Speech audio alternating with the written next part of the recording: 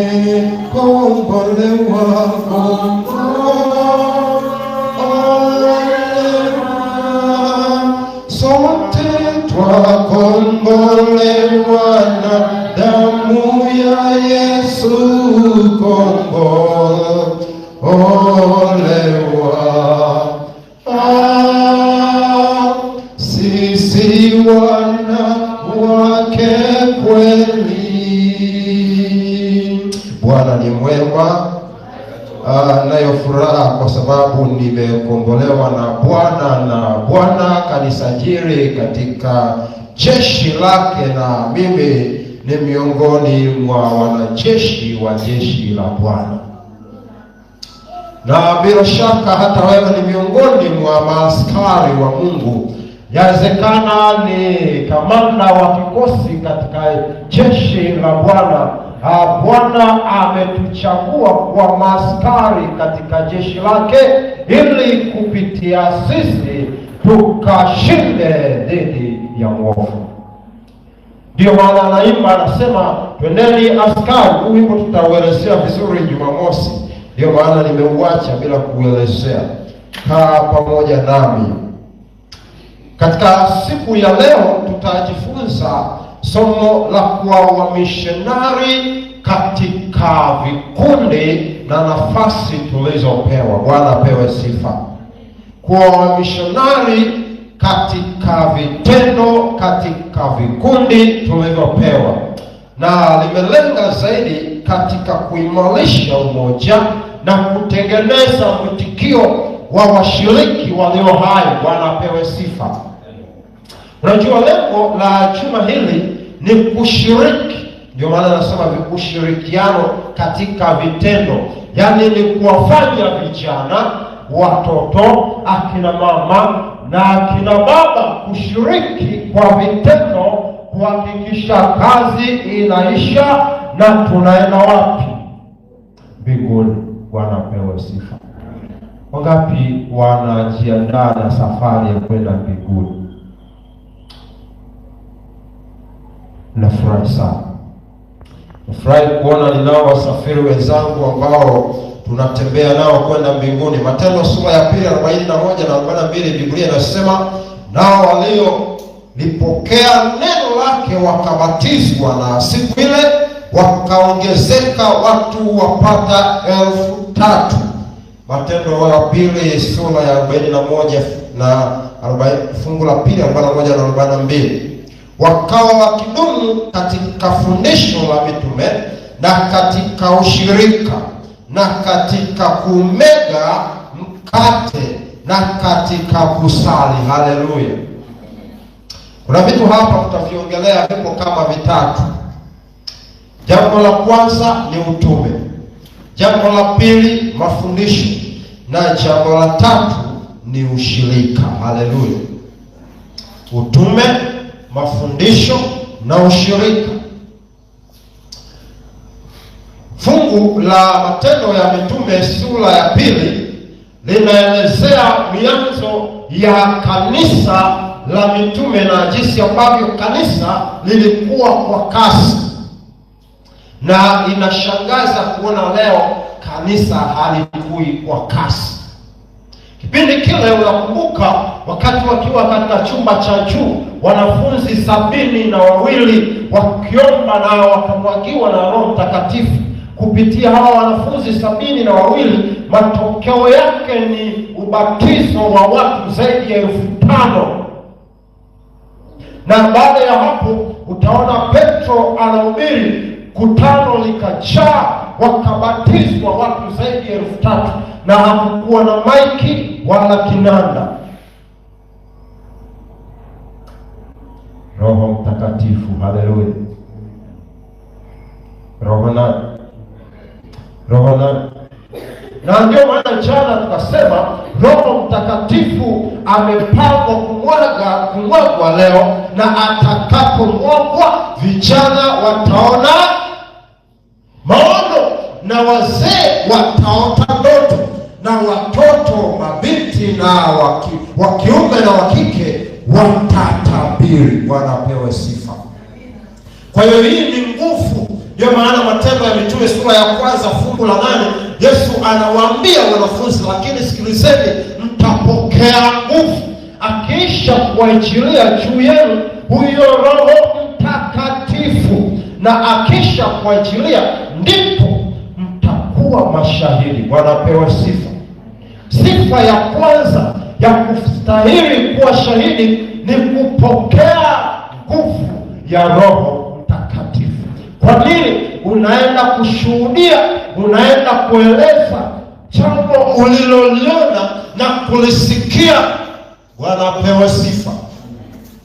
Kwa hiyo unaenda kuwa shahidi.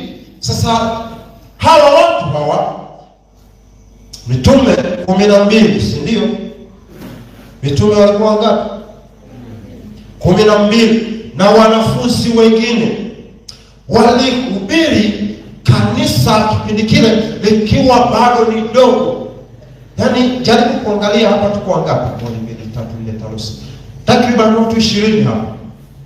Ndilo kanisa sasa la mitume hili. Tupo mahali hapa, tunaomba, tunasali, tunajifunza, na hakukuwa na Biblia mtu wa Mungu. Nimesemaje? Leo mpaka mna Biblia mpaka kwenye simu, lakini bado hazisomi. Hawa watu hawakuwa na Biblia, tofauti na maandiko ya Agano la Kale peke yake ndio yaliyokuwepo. Mengine yote utaona Biblia inasema wakijifunza na mafundisho ya mitume. Bwana apewe sifa. Na mitume walifundisha nini? Walifundisha yale walioyaona, wakayashuhudia kwa macho, wakayasikia kwa masikio, ndiyo walioyafundisha. Ndio maana Yesu anawaambia mnaenda kuwa mashahidi. Wa nini? Wa kile mlichokiona na kukisikia. Bwana apewe sifa. Na kukumbusha mfano mwingine, wakati Yohana Mbatizaji akiwa gerezani, kiwa haoni nuru, akitegemea Yesu angekuja kumsaidia, maana yeye alisema, tazama mwana kondoo wa Mungu aichukua dhambi ya nini? Yeye Yohana ndiye aliyesema akiwa na ujazo wa Roho Mtakatifu. Akiwa gerezani, mambo yamekuwa mazito, haoni Yesu akija hata kumsalimia, akasema, nendeni mkaulizie, hivi ni yeye au tumtazamie? Yesu anawaambia, nendeni mkamwambie mnayoyaona na kuyasikia. Si ndio? Tena nawaambia, sikilize, vipofu wanafanyaje? Na viwete. Wazo la Yesu ni kwenda kushuhudia kile ulichofanyeje. Ndio maana Biblia inasema mtu anayesema amemfahamu Mungu na hazishiki amri zake, huyo ni nani? Ni mwongo. Kwa nini? Unapozishika amri za Mungu, ukimpenda Mungu, utazishika amri. Maana yake ni hii: ikiwa hauzishiki amri za Mungu, wewe ni mwongo, kwa sababu haumpendi nani? Iko hivi, Biblia inasema mkinipenda, hiyo ni Yohana 14, mkinipenda. Na Yesu anawaambia mtu akisema anafanyaje? Mtu akisema anampenda alafu hazishiki nini, huyo ni nani? Wala kweli haimo. Anaendelea kwa mitume nyosha mikono na manabii kuombewa wanatunza sabato.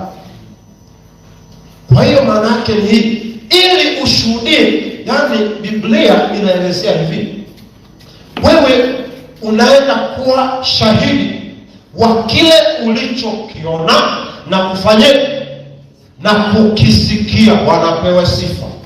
Ndio maana hauwezi kuhubiri kitu ambacho haukichui. Utakuwa kama wale Paulo wanaowaambia, ninyi mnaabudu kwa Mungu asiyefanyika. Kwa nini ajulikana? Kwa sababu hamkuona wala hamkusikia. Wanapewa sifa. Ili uwe shahidi, sharti ufanyeje? Uone. La pili, usikie. Kwa hiyo ukimpenda Mungu, Bwana atakuonyesha. Haleluya. Na ukimpenda Mungu utazishika nini? La hauzishiki amri, ni jibu sahihi. Haumpendi nani? Sasa jiulize mwenyewe. Nimetoa maswali hapo. Tunaenda sasa katika somo lenyewe. Dada simama, tusomee.